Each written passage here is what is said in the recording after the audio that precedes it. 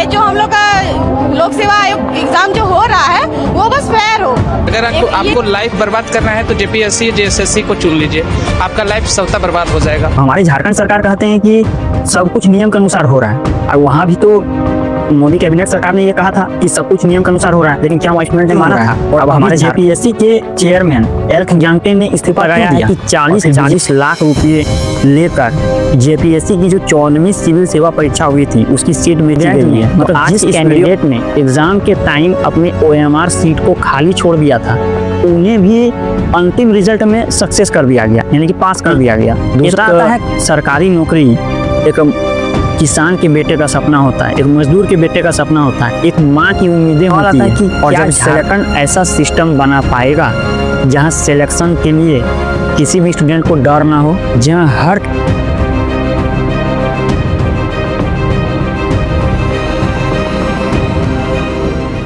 आखिर झारखंड में हो क्या रहा है? अभी हजारों युवा सड़कों पर उतर गए हैं। क्या जंतर मंतर में जो किया गया क्या वही चीज यहाँ भी दोहराया जाएगा? क्योंकि वहाँ भी स्टूडेंट ने भारी संख्या में एजुकेशन सिस्टम को लेकर प्रोटेस्ट किया था और आखिरकार शिक्षा मंत्री धर्मेंद्र प्रधान को अपना इस्तीफा देना पड़ा। लेकिन यहाँ ऐसा नहीं है, यहाँ सिर्फ सिस्टम को लेकर सवाल किया जा रहा है, यहाँ किसी मंत्री के इस्तीफे की मांग नहीं की जा रही है। अब हमारे झारखंड सरकार कहते हैं कि सब कुछ नियम के अनुसार हो रहा है, और वहाँ भी तो मोदी कैबिनेट सरकार ने ये कहा था कि सब कुछ नियम के अनुसार हो रहा है, लेकिन क्या वहाँ स्टूडेंट ने माना था?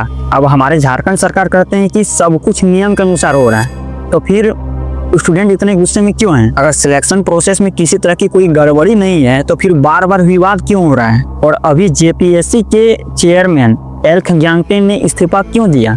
और फिर बीजेपी ने आरोप लगाया है कि 40 लाख रुपये लेकर जेपीएससी की जो 14वीं सिविल सेवा परीक्षा हुई थी उसकी सीट बेची गई है। तो आज के इस वीडियो में हम इन सभी बातों को ठीक से समझेंगे, और आज का ये वीडियो किसी पार्टी का प्रचार करना नहीं बल्कि ये उन सवालों का जवाब है जो झारखंड के हजारों युवा जानना चाहते हैं। दोस्तों, जेपीएससी एक संवैधानिक संस्था है जिस पर झारखंड के हजारों युवाओं के सपने की जिम्मेदारी है, और अभी यही सवालों के घेरे में खड़ी है। सीआईडी जांच कर रही है, गिरफ्तारियां हो रही है, लेकिन एक सवाल आता है कि सीआईडी ने पहले भी जांच किए हुए हैं इस एजुकेशन सिस्टम को लेकर, पहले भी फ्रॉड हुआ है और फिर उन्होंने अपना रिपोर्ट सरकार को सौंपे हैं, तो उसके बाद भी फिर से ये बार बार अभी जैसे 14वीं सिविल सेवा परीक्षा हुआ उसमें भी गड़बड़ी का आरोप हुआ, और उसमें कुछ ऐसे इंपॉर्टेंट सवाल उठते हैं उस एग्जाम को लेकर जो जानकर आपके रोंगटे खड़े हो जाएंगे। पहला आता है ओएमआर सीट का खेल। इसमें आरोप है कि जिस स्टूडेंट ने मतलब जिस कैंडिडेट ने एग्जाम के टाइम अपने ओएमआर सीट को खाली छोड़ दिया था उन्हें भी अंतिम रिजल्ट में सक्सेस कर दिया गया, यानी कि पास कर दिया गया। दूसरा आता है कट ऑफ मार्क्स गायब, यानी कि प्रीलिम्स एग्जाम का रिजल्ट घोषित किया गया लेकिन कैंडिडेट्स के लिए कट ऑफ मार्क्स कितना था इसका कोई ब्यौरा नहीं दिया गया। तीसरा आता है रिजल्ट पर सिग्नेचर नहीं था, यानी कि प्रीलिम्स एग्जाम का जो रिजल्ट घोषित किया गया उस पर आयोग के सदस्यों का सिग्नेचर ही नहीं था। और चौथा है यूपी के ब्लैकलिस्टेड कंपनी को काम दिया गया, यानी कि आवेदन मांगने से लेकर परीक्षा संचालन और रिजल्ट घोषित होने तक का पूरा काम यूपी की पीडीपीएल जो आउटसोर्स पर था उस कंपनी को दिया गया, जो पहले से ब्लैकलिस्टेड बताई जा रही थी। और लास्ट था 40 लाख रुपए में सीट सेटिंग का आरोप। बीजेपी ने खुलकर आरोप लगाया कि जेपीएससी की 14वीं सिविल सेवा परीक्षा में एक सीट की सेटिंग 40 लाख रुपए में की गई। हम पैसा लेंगे और सीट बेचेंगे। जेएसएससी में चाहिए आपको दिलवा देंगे। कितना में? कितना लगेगा? 40 लाख।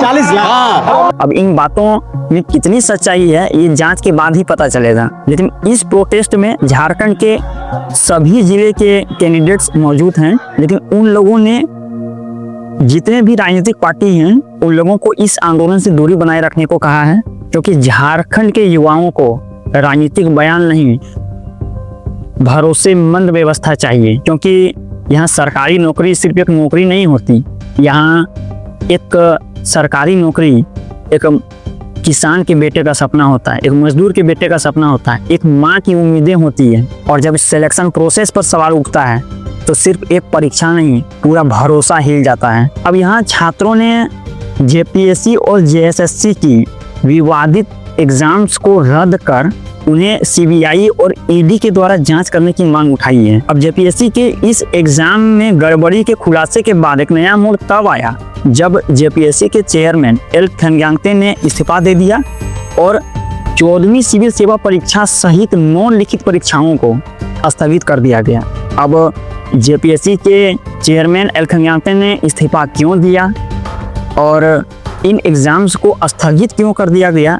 अब जेपीएससी की 14वीं सिविल सेवा की मुख्य परीक्षा मेन एग्जाम वो 25 से 27 जुलाई को होनी थी, लेकिन आयोग ने इसे अपरिहार्य कारण बताकर स्थगित कर दिया। अब चेयरमैन ने इस्तीफा क्यों दिया, उन्होंने अपने इस्तीफे में क्या लिखा वो जानते हैं। उन्होंने अपने इस्तीफे में लिखा कि सीआईडी छापे से आहत हूँ इसलिए अपना इस्तीफा दिया। उन्होंने आगे लिखा कि उनके कार्यकाल में आयोग ने बेहद पारदर्शी और ईमानदारी से काम किया है। कर्मचारियों ने भी अपने कार्यों का निर्वहन पूरी ईमानदारी से किया है, लेकिन इसके बावजूद सीआईडी की छापेमारी से वे बेहद आहत हैं। आयोग की निष्पक्षता और पारदर्शिता बनाए रखने के उद्देश्य से पद छोड़ने का निर्णय लिया है और जांच में मेरा पूरा सहयोग रहेगा। तो दोस्तों अब सवाल आता है कि क्या झारखंड ऐसा सिस्टम बना पाएगा जहां सिलेक्शन के लिए किसी भी स्टूडेंट को डर ना हो, जहां हर कैंडिडेट ये कह सके कि मेरी मेहनत का फैसला